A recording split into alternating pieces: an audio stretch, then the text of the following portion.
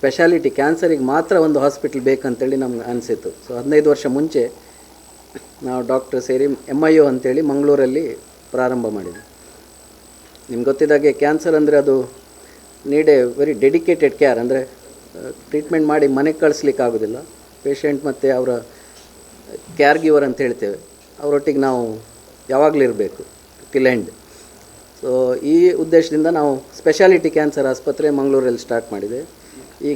ಈಗ 15 ವರ್ಷದಲ್ಲಿ ನಾವೀಗ ಕರ್ನಾಟಕದಲ್ಲಿ ಕಿದ್ವಾಯಿ ಕ್ಯಾನ್ಸರ್ ಆಸ್ಪತ್ರೆ ಆದಮೇಲೆ MIO ಈ ಆಯುಷ್ಮಾನ್ ಸ್ಕೀಮಲ್ಲಿ ಚಿಕಿತ್ಸೆ ಕೊಡುವಂಥ ಅತಿ ದೊಡ್ಡ ಆಸ್ಪತ್ರೆ.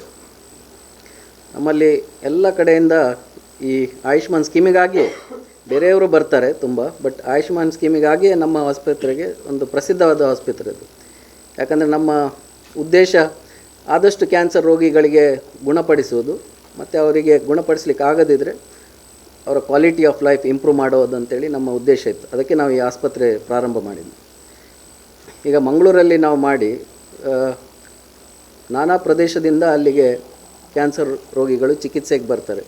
ಅದರಲ್ಲಿ ಶಿವಮೊಗ್ಗ, ಚಿಕ್ಕಮಗಳೂರು, ಹಾವೇರಿ ಮತ್ತು ಚಿತ್ರದುರ್ಗ ಜಿಲ್ಲೆಯಿಂದ ತುಂಬ ರೋಗಿಗಳು ಬರ್ತಾಯಿದ್ರು. ಹಾಗೆ ನಾವು ತೀರ್ಥಹಳ್ಳಿಯಲ್ಲಿ ಒಂದು ಕ್ಯಾನ್ಸರ್ ಆಸ್ಪತ್ರೆ ಪ್ರಾರಂಭಿಸುವ ಅಂಥೇಳಿ ನಮ್ಮ ಉದ್ದೇಶ ಇತ್ತು. ಎಲ್ಲರೂ ಅದಕ್ಕೆ ವಿರೋಧ ಇದ್ದರು ನಮ್ಮ ಸೈಡಿಂದ. ಯಾಕಂದರೆ ಫೈನಾನ್ಷಿಯಲಿ ವಾಯಬಲ್ ಆಗೋದಿಲ್ಲ. ಕ್ಯಾನ್ಸರ್ ಆಸ್ಪತ್ರೆ ಅಂದೇಳಿ ನಿಮಗೆ ಮಿನಿಮಮ್ 25 ಕೋಟಿ ನಿಮಗೆ ಇನ್ವೆಸ್ಟ್ಮೆಂಟ್ ಬರುತ್ತೆ, ಈ GST ಇದೆಲ್ಲ ಸೇರಿ. ಯಾಕಂದರೆ ಇದು high intensive capital intensive hospital. ಯಾಕಂದರೆ ಎಕ್ವಿಪ್ಮೆಂಟ್ ತುಂಬ ಇದೆ ಕ್ಯಾನ್ಸರಲ್ಲಿ.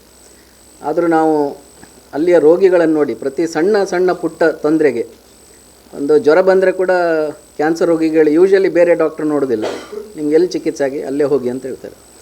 ಸೊ ಅವರು ಮಾರುತಿ ಓಮ್ನಿ ಮಾಡಿ ಅಷ್ಟು ದೂರ ಬರಬೇಕು ಮಂಗಳೂರಿಗೆ. ನಾವು ಕೇವಲ ಅವರಿಗೆ 5 ಮಿನಿಟ್ ನೋಡೋದು. ಆದರೆ ಅವರು ಇಡೀ ದಿನ ಇನ್ನೊಬ್ಬರ ಕುಟುಂಬ ಒಟ್ಟಿಗೆ ಬಂದು ತುಂಬ ಕಷ್ಟಪಡ್ತಾರೆ. ಅದನ್ನು ನೋಡಿ ನಾವು ನಮ್ಮ ಬೋರ್ಡ್ ಕೂಡ ಹೇಳಿತ್ತು, ಅದು ಕಷ್ಟ ಆಗ್ಬೋದು ನಿಮಗೆ ತೀರ್ಥಹಳ್ಳಿಯಲ್ಲಿ, ನಮಗೆ ನೆಗೆಟಿವ್ ಲಾಸ್ ಆಗುತ್ತೆ ಅಂತೇಳಿ.